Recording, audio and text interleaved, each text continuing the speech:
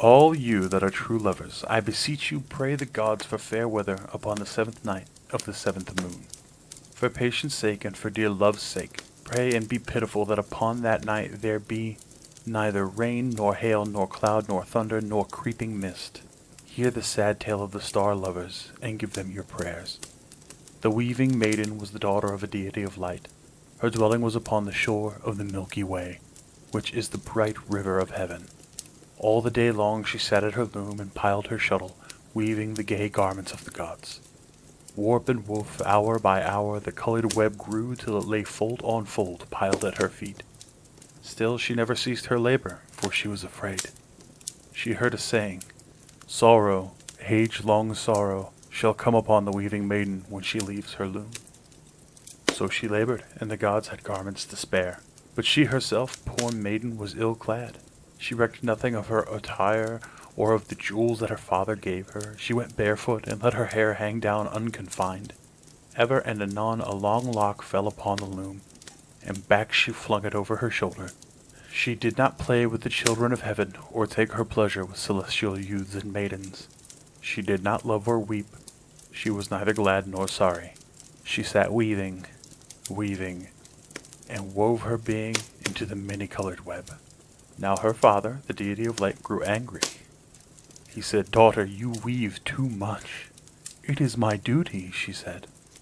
"At your age to talk of duty," said her father. "Out upon you."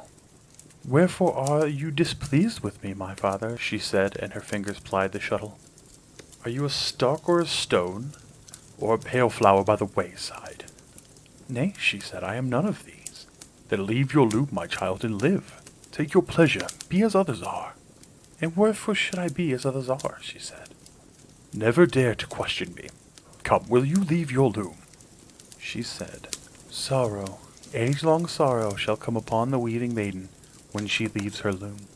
"A foolish saying," cried her father, "not worthy of credence. What do we know of age-long sorrow? Are we not gods?" With that he took her shuttle from her hand gently, and covered the loom with a cloth. And he caused her to be very richly attired, and they put jewels upon her, and garlanded her head with flowers of paradise. And her father gave her for spouse to the herd boy of heaven, who tended his flocks upon the banks of the bright river. Now the maiden was changed indeed. Her eyes were stars, and her lips were ruddy. She went dancing and singing all the day. Long hours she played with the children of heaven, and she took her pleasure with the celestial youths and maidens. Lightly she went, her feet were shod with silver. Her lover, the herd boy, held her by the hand. She laughed so that the very gods laughed with her, and high heaven re-echoed with sounds of mirth. She was careless. Little did she think of duty or the garments of the gods. As for her loom, she never went near it, from one moon's end to another. "I have my life to live," she said. "I'll weave it into a web no more." And the herd boy, her lover, clasped her in his arms. Her face was all tears and smiles, and she hid it on his breast. So she lived her life. But her father, the deity of life, was angry. "This is too much," he said. "Is the girl mad? She will become the laughing stock of heaven. Besides, who is to weave the new spring garments of the gods?" 3 times he warned his daughter. 3 times she laughed softly and shook her head. "Your hand opened the door, my father," she said. "But of a surety no hand either of God or of mortal can shut it." He said, "You shall find it otherwise to your cost." And he banished the herd boy forever and ever to the far side of the bright river. The magpies flew together from far and near. They spread their wings for a frail bridge across the river, and the herd boy went over by the frail bridge. And immediately the magpies flew away to the ends of the earth, and the weaving maiden could not follow. She was the saddest thing in heaven.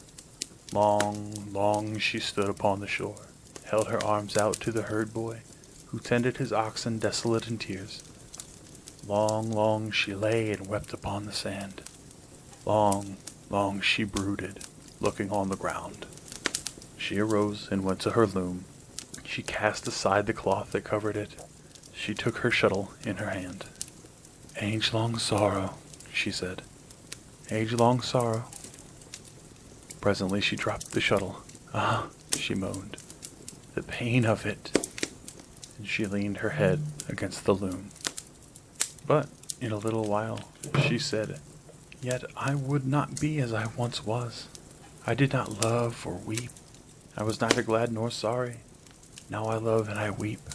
I am glad and I am sorry." Her tears fell like rain, but she took up the shuttle and labored diligently, weaving the garments of the gods. Sometimes the web was gray with grief, sometimes it was rosy with dreams. The gods were fain to go strangely clad. The maiden's father, the deity of light, for once was well pleased. "That is my good, diligent child," he said. "Now you are quiet and happy." "The quiet of dark despair," she said. "Happy! I am the saddest thing in heaven." "I am sorry," said the deity of light. "What shall I do?" "Give me back my lover." "Nay, child, that I cannot do. He is banished forever and ever by the decree of a deity, and that cannot be broken." "I knew it," she said. "Yet something I can do. Listen. On the 7th day of the 7th moon, I will summon the magpies together from the ends of the earth, and they shall be a bridge over the bright river of heaven, so that the weaving maiden shall lightly cross to the waiting herd boy on the far shore." So it was. On the 7th day of the 7th moon came the magpies from far and near, and they spread their wings for a frail bridge, and the weaving maiden went over by the frail bridge. Her eyes were like stars, and her heart like a bird in her bosom. And the herd boy was there to meet her upon the farther shore. And so it is still, O true lovers. Upon the 7th day of the 7th moon, these two keep their tryst. Only if the rain falls with thunder, and cloud and hail, and the bright river of heaven is swollen and swift, the magpies cannot make a bridge for the weaving maiden. Alack, the dreary time! Therefore, true lovers, pray the gods for fair weather. Thank you, my friends, for joining me for our story today. Your time is very precious to me. If you enjoyed our story, please like the video, subscribe to my channel, and turn on notifications, and share our little get-togethers with your friends. All of these things are incredibly helpful to get our stories out to more friends. I had such a wonderful time with you all today, and I hope you'll join me again tomorrow, where I will read a new tale and invite you once again to stay a while and listen.